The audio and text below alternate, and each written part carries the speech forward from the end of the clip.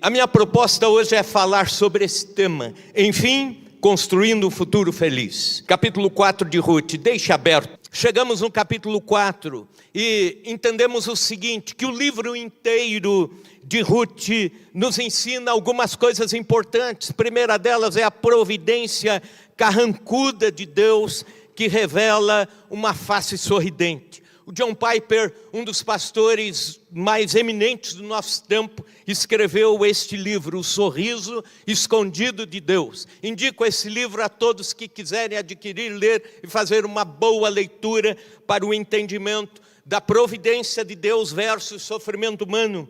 E ele diz nesse livro que por trás de cada providência carrancuda esconde-se uma face sorridente de Deus. E o livro de Ruth retrata essa verdade. Começa com tristeza da morte e termina com a alegria do casamento e a alegria do nascimento.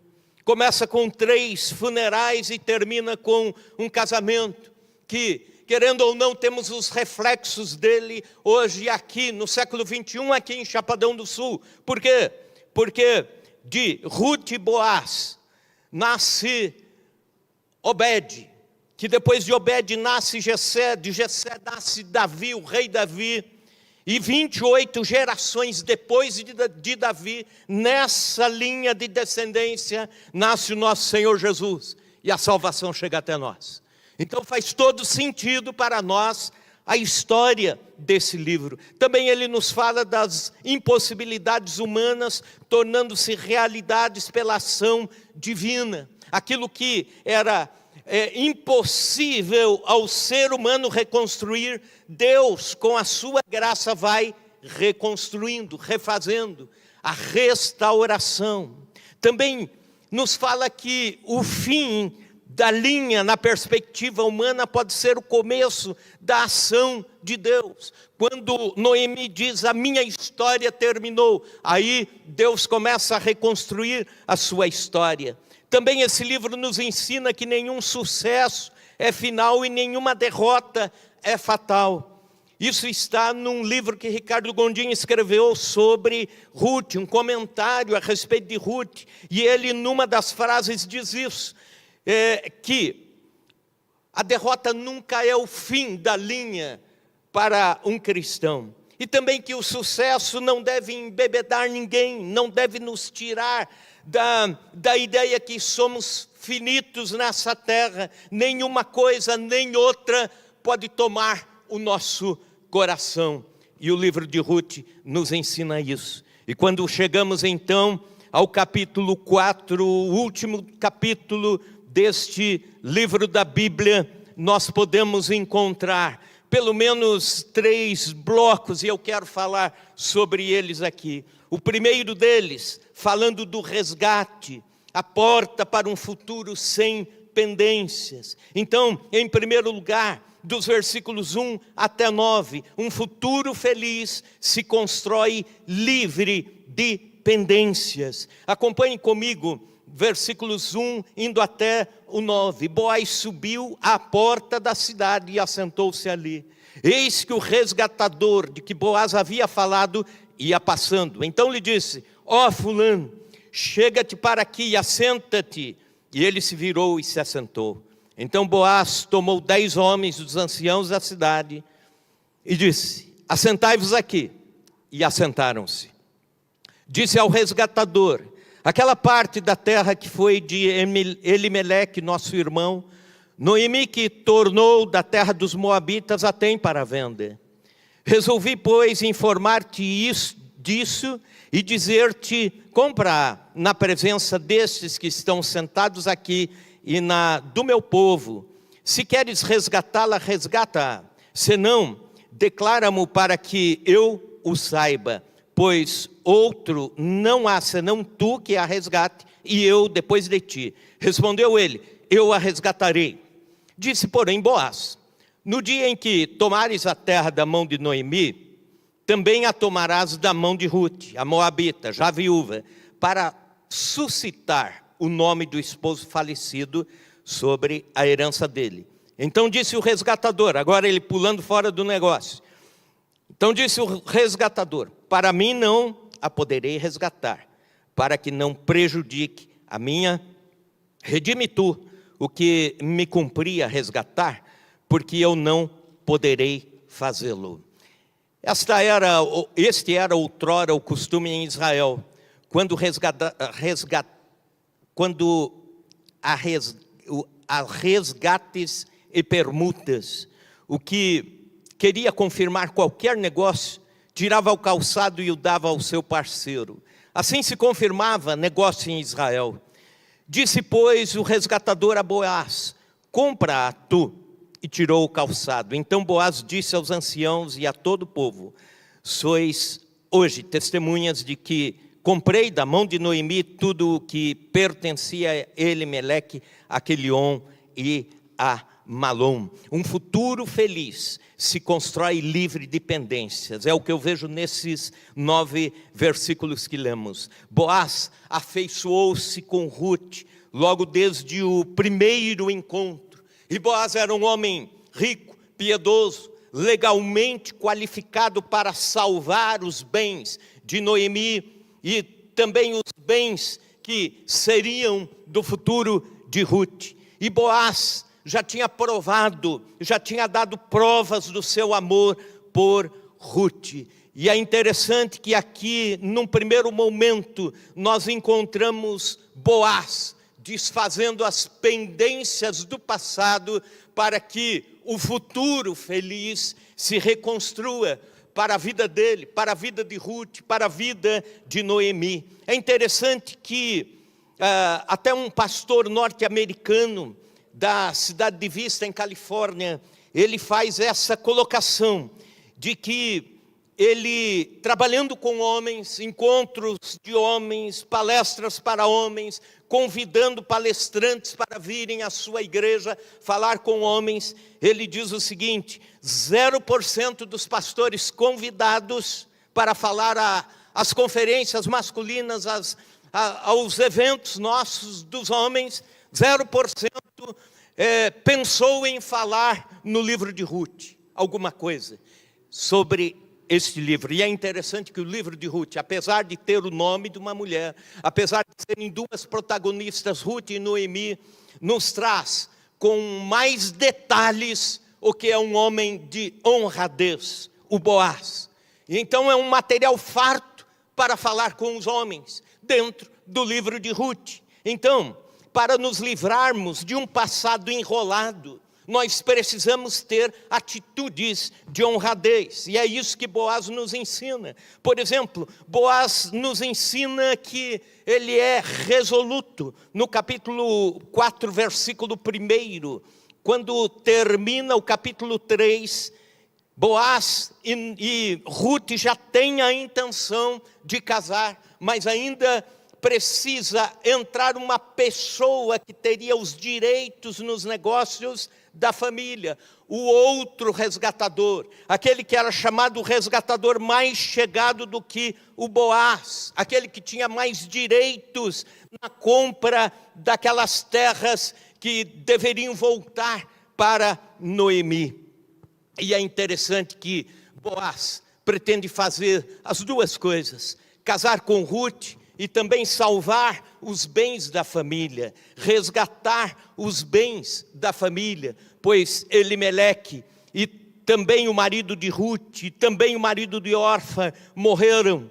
E se ele não fizesse isso, não haveria descendência para o nome de Ruth. Ele poderia resgatar a terra sem o casamento, mas uma geração depois, novamente não havendo descendentes, esta terra estaria novamente entrando sendo perdida pela família.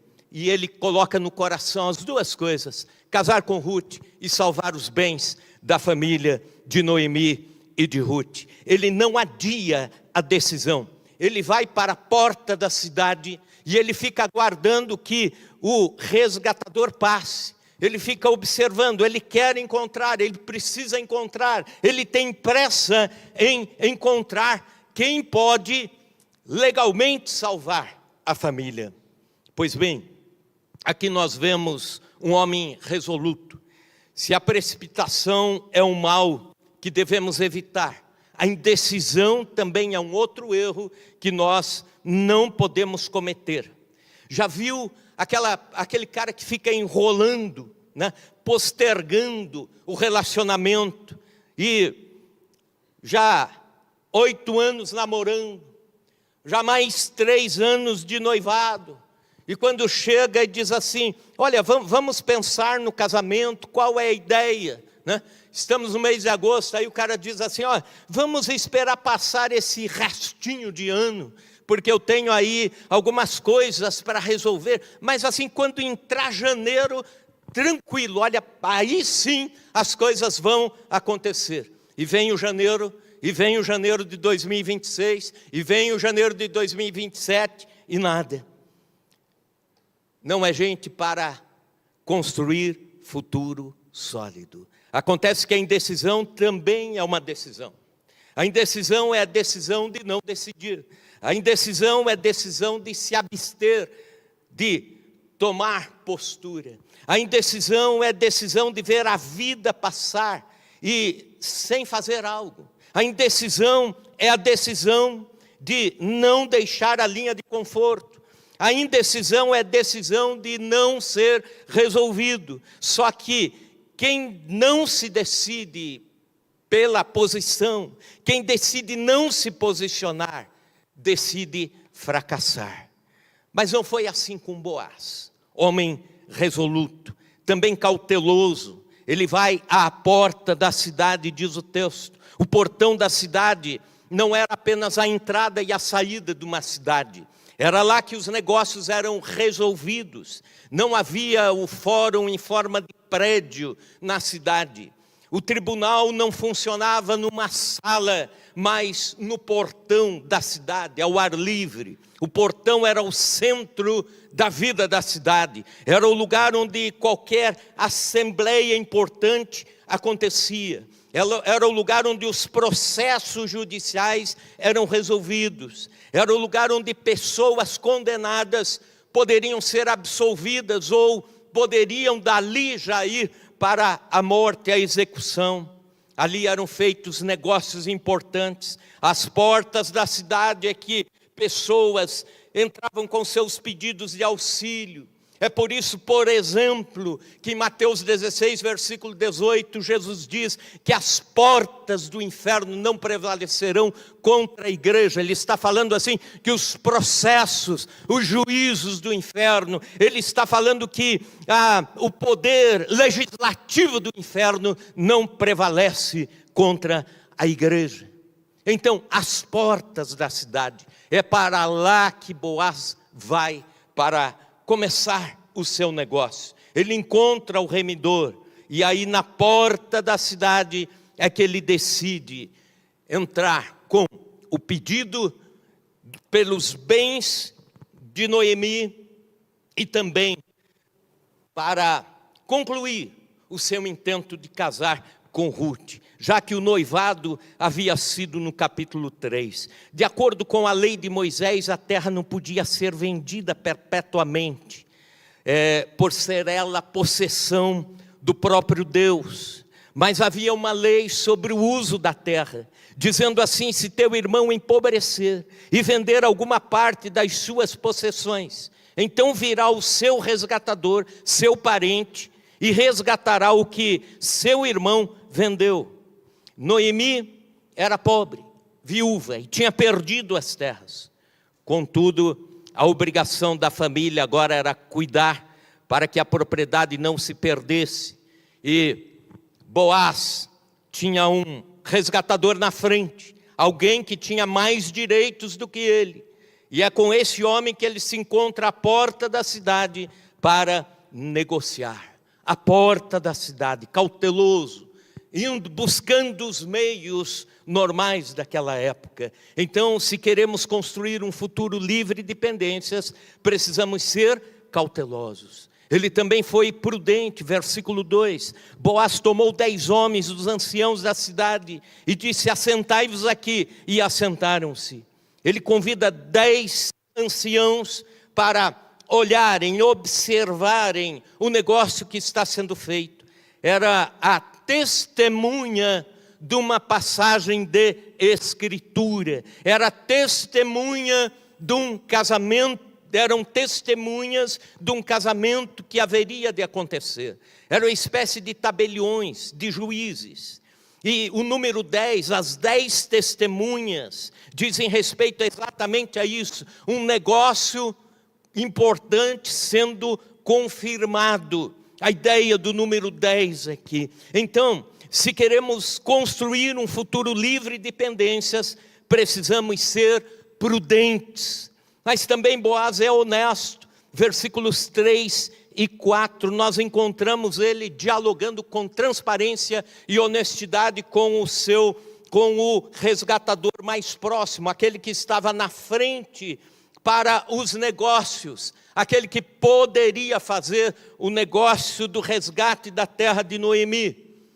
E ele, nesses 2 versículos diz, olha, resgatador, a Bíblia não diz o nome dele, mas diz assim: você pela lei tem os direitos, mas eu tenho que ser franco com você, né?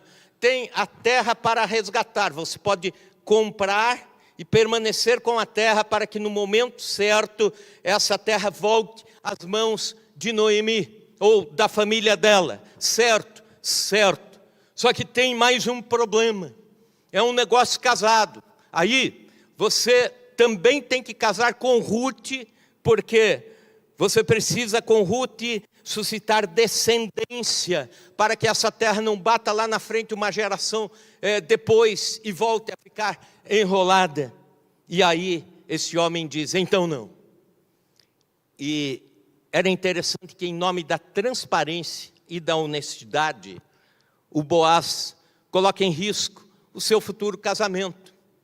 Porque havia alguém com esse direito na frente. E aí o pretendente desiste, e então ele toma a frente, ele faz o negócio, e ele casa-se com Ruth.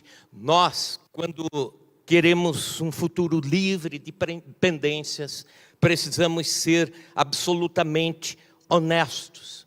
E é interessante que aqui, a honestidade de Boaz é justamente o não ser omisso, é o falar e falar tudo, não omitir nenhuma parte, nenhuma cláusula desse contrato.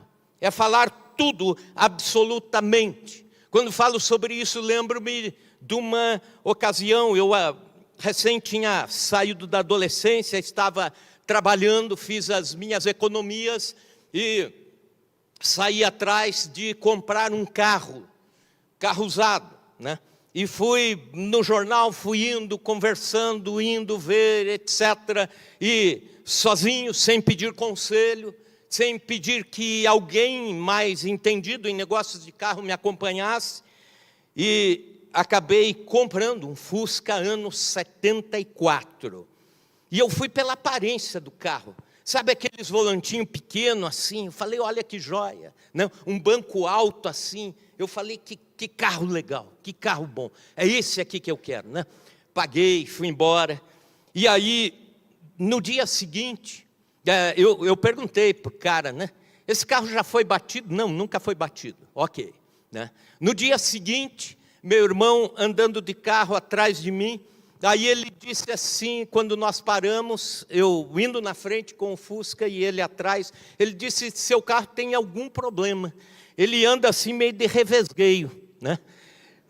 Olhando aqui de trás, ele não anda retinho, ele anda meio torto. Não, você não sente isso no volante? Eu falei, pois é, que coisa. E daí, olha o carro e tal, e aí a gente descobre que aquele carro tinha sido capotado.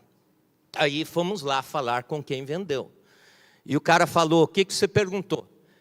Perguntou se o carro já tinha sido batido, né? Ele nunca foi batido, ele só foi capotado, batido não. Aí durma com um barulho desse, né? Boaz quer se ver livre de um passado de pendências e olhar para um futuro feliz.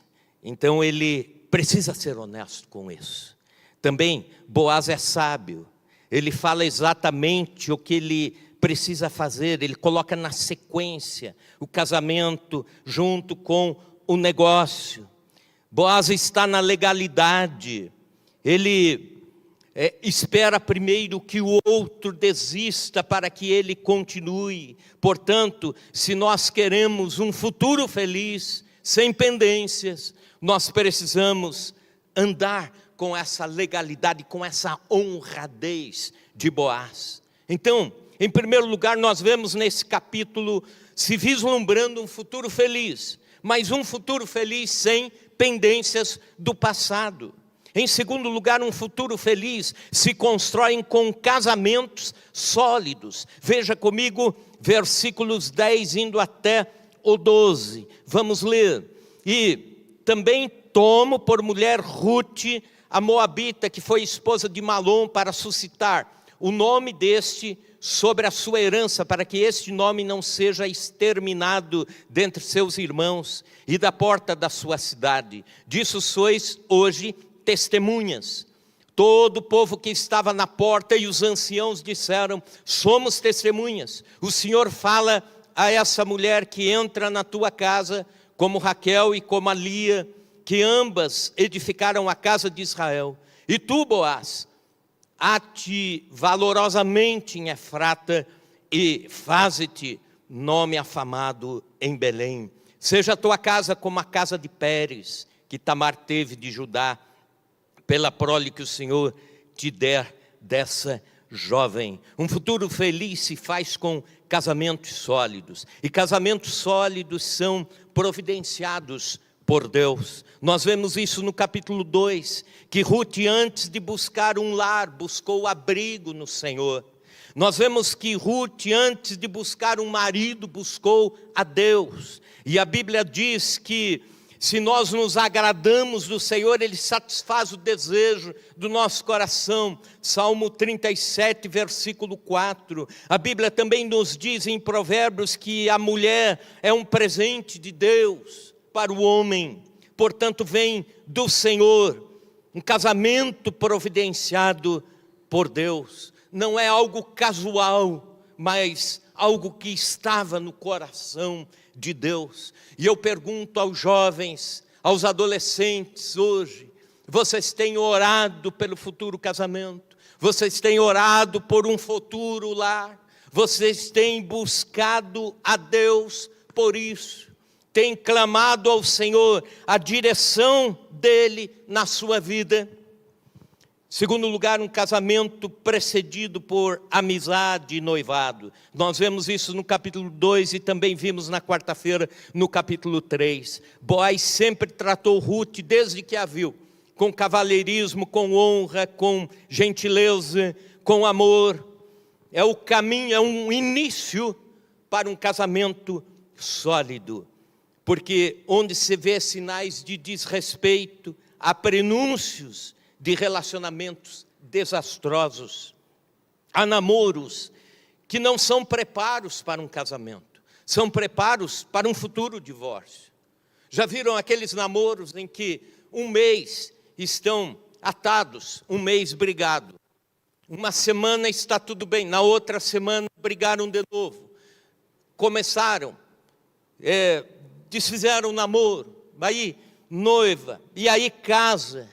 E esse tipo de comportamento vai para a família, vai para o lar, acaba despontando lá depois de um tempo de casamento. Não foi assim com Ruth e Boaz. Também é um casamento aguardado por ambos. Nos versículos que nós lemos, há uma expectativa que vem desde o capítulo 3, desde que Ruth e Boaz conversaram a respeito de noivado e casamento, desde que fizeram um trato com a capa de Boaz, que era como se fossem as alianças do noivado naquele tempo. Então era aguardado.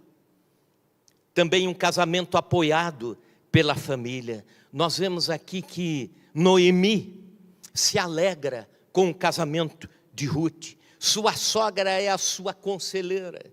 Ela aconselha Ruth E ela aconselha Boaz. A oração está neste meio também, de forma que Noemi participa com alegria desse enlace matrimonial de Ruth e Boaz.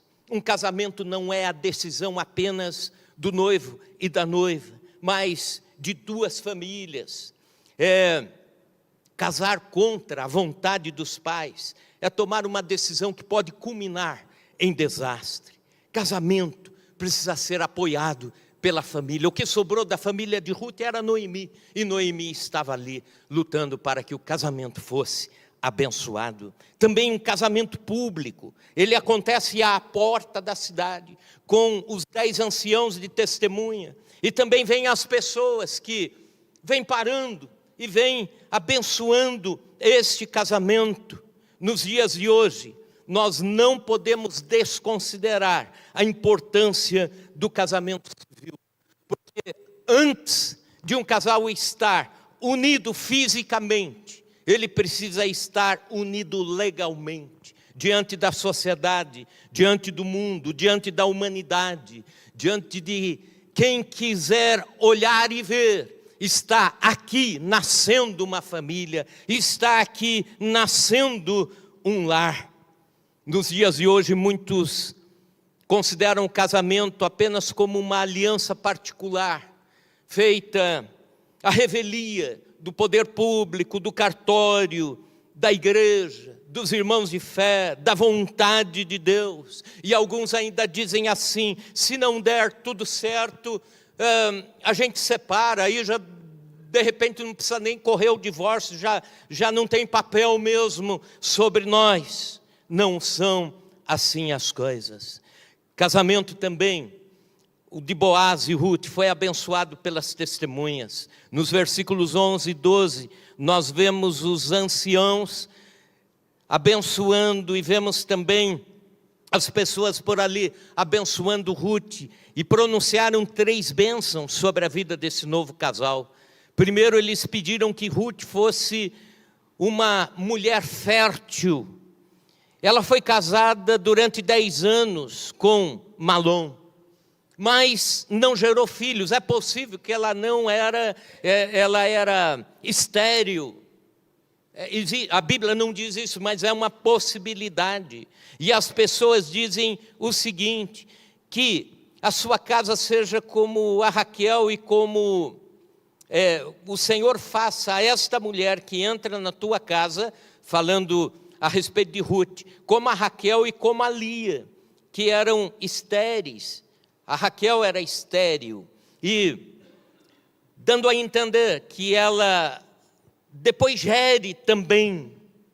E também ela era moabita. E se você lembrar disso, quem era moabita era porque nasceu em Moabe. Moabe, o povo de Moabe era descendente de um ato de incesto entre Ló e uma das filhas. Aí nasce os moabitas. Portanto, uma gente que não era bem vista. E Ruth era moabita. E é interessante que as pessoas no casamento abençoam Ruth, dizendo que você seja abençoada, que você seja como as nossas matriarcas, Raquel e Lia, as esposas de Jacó, abençoam. E eu quero dizer com isso, querido irmão, querida irmã, que não há nenhuma maldição que resista à bênção de Deus. Onde Deus abençoa, está abençoado. E a partir desse momento, a vida de Ruth é abençoada. E tão abençoada que lá em Mateus capítulo 1, ela entra na descendência, na ascendência do nosso Senhor Jesus. Ela faz parte dos ancestrais do nosso Salvador. Também, eles pediram que Boaz fosse um homem próspero. Versículo 11, dizendo: Boaz, ate valorosamente em Efrata, e faze-te nome afamado em Belém. Boaz, que você seja grande. Eles também pediram que a casa de Boaz fosse como a casa de Pérez. Pérez foi um dos heróis da tribo de Judá. Foi também, da mesma forma, um grande líder entre o povo de Judá. E eles dizem: Boaz, que você seja como Pérez. Então, um futuro feliz se constrói a partir de dependências que ficam para trás, livre dependências, também de casamentos sólidos. Nós precisamos olhar para a sociedade hoje e pensar assim, e orar assim: Senhor, nos dá famílias sólidas, nos dá casamentos sólidos para nossos filhos, para os nossos netos, que a próxima geração continue comprometida com Deus, com o Evangelho e com a família, e com os valores da família. Mas também, terceiro e último lugar, um futuro feliz se constrói com gerações dadas por Deus. Versículos 13 indo até o final. Assim tomou Boaz a Rute, e ela passou a ser sua mulher. Coabitou com ela, e o Senhor lhe concedeu que concebesse e teve um filho. Então as mulheres disseram a Noemi: seja o Senhor bendito, que não deixou hoje de te dar um neto, que será teu resgatador, e seja afamado em Israel o nome deste. Ele será restaurador da tua vida e consolador da tua velhice, pois tua nora, que te ama, o deu à luz, e ela te é melhor do que 7 filhos. Noemi tomou o menino e o pôs no regaço, isto é, o colocou no colo e entrou a cuidar dele. As vizinhas lhe deram nome, dizendo: a Noemi nasceu um filho, e lhe chamaram Obed. Quem deu nome para o menininho não foi nem o pai e a mãe, foram as vizinhas, alegres, felizes com o neto de Noemi. Vai ser Obed, que significa servo ou adorador. Depende das vogais que se usar, será ou servo ou adorador. Este é o pai de Jessé, pai de Davi. São estas, pois, as gerações de Pérez. Pérez gerou Esrom, Esrom gerou Arão, Rão gerou a Aminadab, Aminadab gerou a Naasson, Naasson gerou a Salmão, Salmão gerou Boaz, Boaz gerou a Obed, Obed gerou a Jessé, e Jessé gerou a Davi. Um futuro feliz se constrói com gerações dadas por Deus. Você tem orado pelos seus filhos, pelos netos. Talvez os netos ainda não chegaram, nem os bisnetos. Mas ore, para que quando chegarem, já cheguem na presença de Deus. Para que a mão do Senhor construa as nossas gerações. Construa o futuro, a descendência de todos nós. Em primeiro lugar, aqui a descendência é dádiva de Deus. Versículo 13, e o Senhor lhe concedeu que concebesse e teve um filho. A Bíblia diz que os filhos são heranças de Deus, são dádivas do Senhor. Não são acidentes de percurso, mas são presentes do céu. Pode ser que os pais não planejaram os filhos, mas a partir do momento que existe a vida, existe ali um plano e um projeto de Deus para a vida daquela criança que está sendo gerado. Quando olhamos com essa perspectiva para filhos, sejam eles filhos do ventre, sejam eles adotivos, sejam eles planejados ou não planejados, nós estamos desta forma entendendo: Deus dirigiu para que esta vida fosse uma bênção. É dádiva de Deus. Nos Estados Unidos, a cada ano, acontecem 1 milhão de abortos. 1 milhão de bebês são mortos. E muitos deles são mortos e feitos em pedaços e removidos do ventre. Uma enfermeira cristã comentou num hospital dizendo: isso é paradoxal. Numa parte do nosso hospital nós temos a UTI infantil e lutamos pela vida dos bebezinhos, lutamos dia e noite para mantê-los vivos. E na outra parte do hospital nós matamos os nossos bebês. Que Deus tenha misericórdia. A cada década 100 milhões de abortos acontecem no mundo, que se saiba, mas é possível que o dobro ou o triplo desse número diz respeito a o que não se sabe, o que não está nas estatísticas. Que Deus tenha misericórdia da nossa geração. Filhos são dádivas do nosso Deus. Também a descendência é presente de Deus para todos da família. Veja o versículo 17. A Noemi está feliz, as vizinhas também. E elas dizem: a Noemi nasceu um filho, e lhe chamaram Obed. Este é o pai de Jessé, pai de Davi. Noemi, lá no começo, no capítulo 1 desse livro, ela disse: eu não tenho mais esperança. A minha vida se transformou em amargura. O nome Noemi, que significa agradabilidade, ou então encanto. Ela disse: eu vou trocar por Mara, que significa amargura, porque a minha vida chegou ao final. Não há mais esperança, mais expectativa, mas agora ela está feliz. Agora ela vê a sua esperança nascendo, o netinho que será o resgatador do nome da família, da descendência, até dos bens da família. É interessante que a nossa descendência é um presente de Deus para nós pais, mas também para todas as famílias, para a igreja. É um presente de Deus para a sociedade. E as mulheres dizem isso. A Noemi nasceu um filho, não é que nasceu, ela era a avó, né? Mas a alegria era tanta com o netinho que nasceu de Ruth, que as vizinhas dizem: é a Noemi que está alegre. Os filhos não são só nossos, eles são dos avós também, eles são principalmente do Senhor, futuro deles, né? Aí no mundo se diz: nós criamos os filhos para o mundo, né? E nós dizemos o seguinte: nós criamos os filhos para os propósitos de Deus. O que Deus quiser fazer com os nossos filhos, netos, Ele fará.